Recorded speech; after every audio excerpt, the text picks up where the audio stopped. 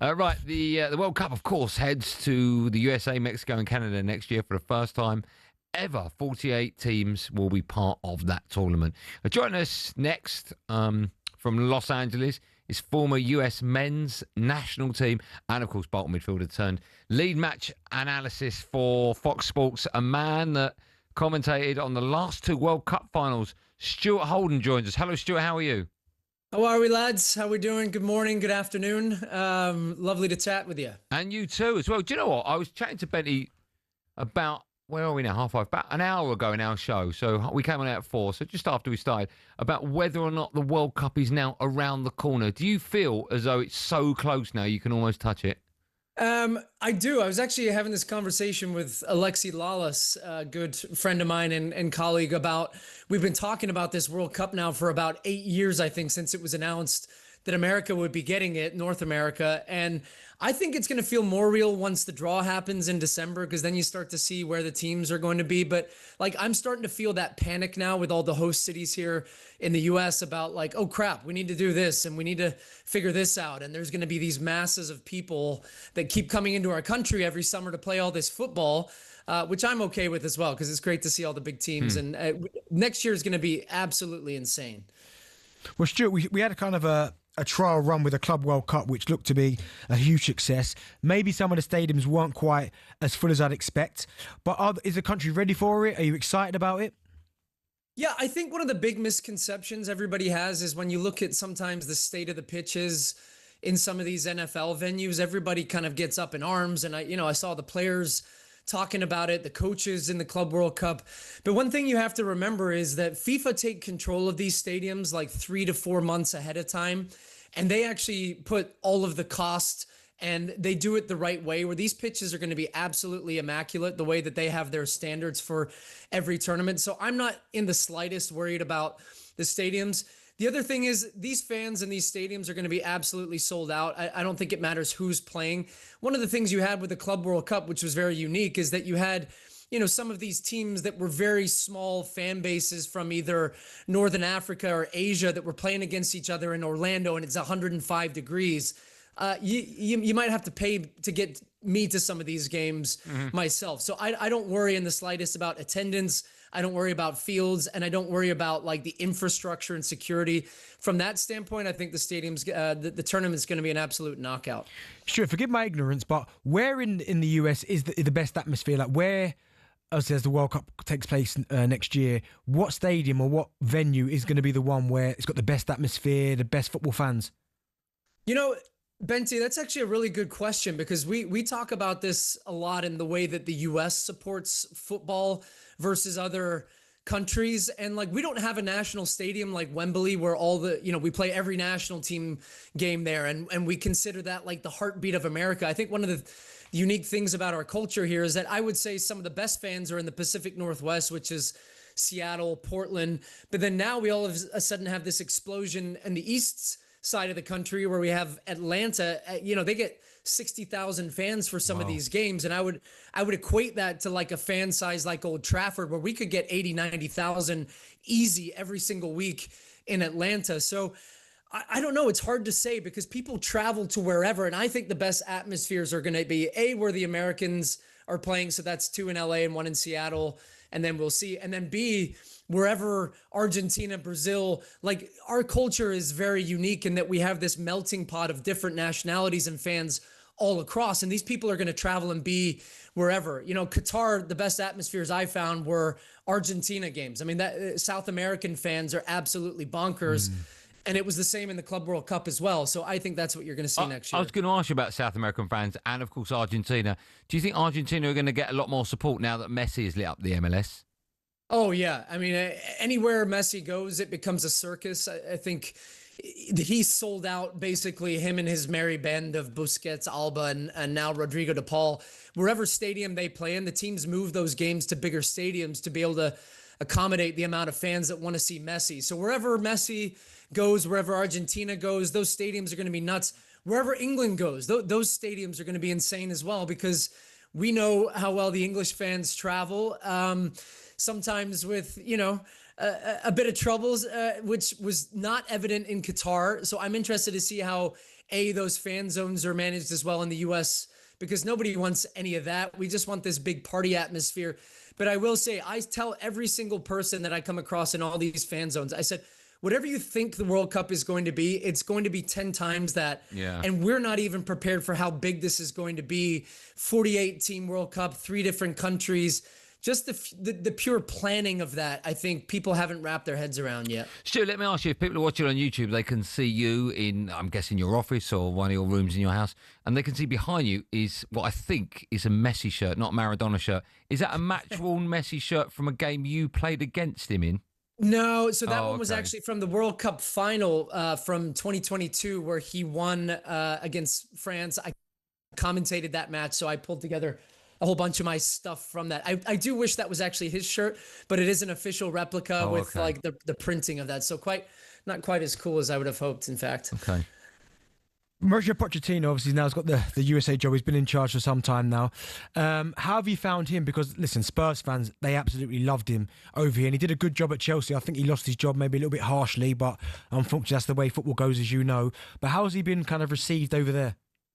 You know, pretty interestingly, in fact, I think it like unanimously when he was announced as the coach of the team, there was like this overwhelming sense of optimism around like, wow, we got Pochettino, which is an incredible get, I think, for the US, considering, you know, our previous coaches had been American. We had Klinsmann back in the 2014 World Cup.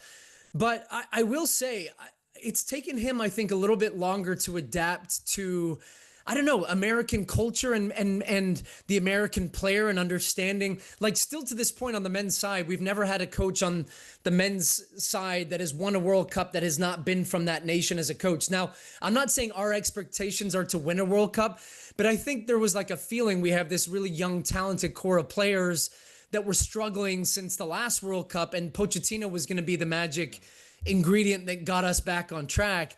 It hasn't really been that case. I mean, he lost his first couple of games in charge.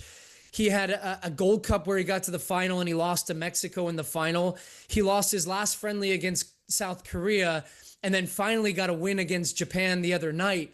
But there's been more questions, I think, around, like, does he have the pulse of this team, and does he have his hands around like what it really takes? And he's even been pretty vocal, with the media, brushing back against some criticism that I would say is maybe what he feels is unjustifiably harsh from American pundits. And then B, like he's been pretty vocal about the pride that he feels the U.S. players represent their country with. And so that's been pretty interesting to me to see him go through this up and down. The other thing, which maybe you guys can understand, is that when he got here in the U.S., one of his first big games was against Guatemala, and it was in St. Louis. So you would say that's a home game.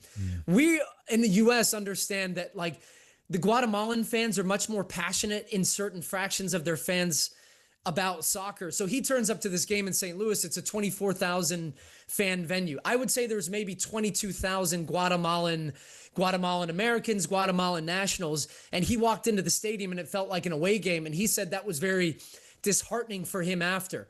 Well, then a week later, he's playing Mexico in the final. There's 80,000 fans. There's 75,000 Mexican fans.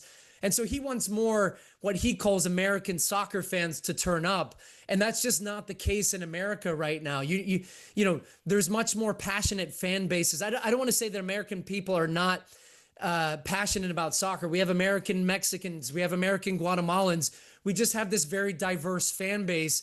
And those are the fans that turn up in bigger numbers. And he's not been happy with that.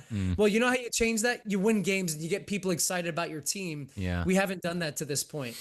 Stu, let me get your view on Team England, because over here, every competition we go in, we think we should win. We think we're the favourites. When the World Cup comes around, we think we should come back with the World Cup, and maybe on the way back, we should pick up the Super Bowl as well. We're a little bit blinded by our love of our team. A lot of that is down to, of course, you know, we want England to be successful. We've only had one World Cup win back in '66. Another reason for that, another reason why we're favourites, is because so many people bet on England to win over here. So the bookies have no other reason but to put us as favourites. Over there, across the pond, how do you guys view our chances of winning the World Cup? You know, at Fox Sports, at times we one of our big things is to try to bring in new football and soccer fans. And when the World Cup's on, our viewership is probably 100x of the regular soccer viewership. Wow. So we have come up with an analogy for England. And if you're familiar with American football, NFL, the Dallas Cowboys are like the big, shiny, most popular. Yeah, you know, and every single season, there's this insane amount of optimism going into the year that they're going to get to the Super Bowl and this is their year. So you guys are the Dallas Cowboys to us. You have endless amounts of talent, endless amounts of optimism. You have the biggest and most popular league in the world. Everybody wants to watch you. The numbers back that up. People love watching England. And yet every time you leave us wanting more, and there's this giant fall and this big drama at the end of these tournaments, whether it's in a final or the semifinal, and then you don't end up winning the trophy. So that's where I'd say that England kind of stacks up for us as the Dallas Cowboys of the NFL. I am so excited to watch England again next year. You know, you're off to a great start with Thomas Tuchel. You have Harry Kane. You've got Jude Bellingham. You have all these great players, and yet I have a feeling that when you play Argentina in the semifinals or the final, that it's going to go their way. So, you know, I root for you guys. The other thing is when England played America in the 2022 World Cup, it was interesting seeing the reaction after a 0-0 draw. On our side of the pond, it was like, oh my God, our team is so good. That was a great performance. We could have beaten England. I hopped on English radio shortly after that to do a hit from the stadium, and it could not have been more opposite from your standpoint. It was like, that was the worst 0-0 draw ever. Our team was absolutely crap. It needs to be infinitely better than that. So it kind of speaks to where we feel our team should be and when you guys, do you guys think that's fair? I mean, are you more excited about your team? It sounded like a huge compliment, but I know there's a massive insult. Well, listen, I'm a Philadelphia Eagles fan, so I know exactly what he means when he's talking about the Cowboys. Yeah. As soon as you said Argentina beating in the semi, I'm like, yeah, I know what you're talking about. Stu, listen, it's always a pleasure having you on our show. Thank you so much for your time. Just quickly, there's every chance Team Drive might be coming out there for either the draw. That's in Washington, so we might be out there for the week. Yeah. Or fingers crossed, we'll be out there at some stage of the World Cup. You're based in LA, right? I'm in LA. I'll be traveling for the draw, and then I'll also be traveling all around. So I would love to host you guys, show you guys around, have a couple of pints, and you know, do as we do. We're big drinkers. I don't know if you can handle that. Well, I lived in England for a number of years. I'm very aware of that fact. Yeah, of course you did. We didn't have time to talk about your career in Bolton, but the next time we have you on the show, which will be sooner rather than later, we'll definitely have time. Yeah, we for can that. reminisce. Me and Benty, I think we played against each other did a few times. yeah. Maybe when did you were you? at Sunderland. Yeah. Did you think, like most people, he's overrated or not? No, great player, man. Killer striker. He said that season you had for Bolton was above and beyond. He said the same about you. Listen, yeah, then your mate Johnny Evans wrecked my knee. Can we have a word with him about that? Oh, you've broken up a bit there. Stuart, what a superstar you are. We can't wait to be up in person. Have a lovely day. Thanks for your time, pal. Yeah. Cheers, Stuart. Cheers, lads. talkSPORT Drive with Andy Goldstein. Monday to Friday afternoon from 4 on AM, on DAB, via the talkSPORT app and on your smart speaker. talkSPORT.